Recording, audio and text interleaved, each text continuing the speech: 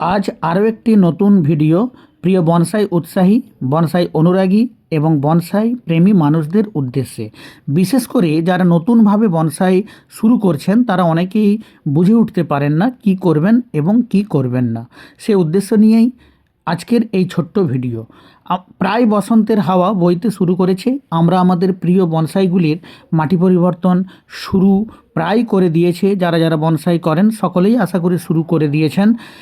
তো আমরা যখন বিশেষ করে ফাইকাস জাতীয় গাছ, বট, পাকুড়, অশ্বত্থ, আম পাতা বট, এই সব গাছকে যখন আমরা মাটি পরিবর্তন করব তখন আপনারা এইরকমভাবে কিন্তু একটু ইঁটের টুকরো দিয়ে দিবেন।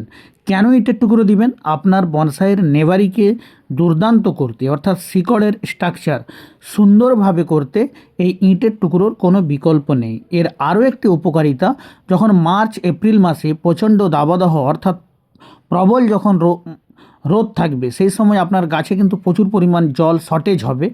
কারণ সকালবেলা জল দেওয়ার পরই দুপুরের মধ্যেই কিন্তু জল কিন্তু শর্টেজ দেখা দেয়।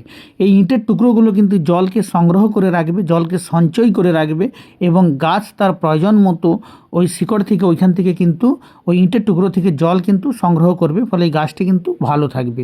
আর তার থেকেও মূল যেটা, তা হলো গাছের নেভারি দুর্দান্ত হবে যদি আপনি এইরকমভাবে ইঁটের টুকরো দিয়ে রাখেন। এই ছিল আজকের ছোট্ট ভিডিও। ধন্যবাদ, সবাই খুব ভালো থাকুন।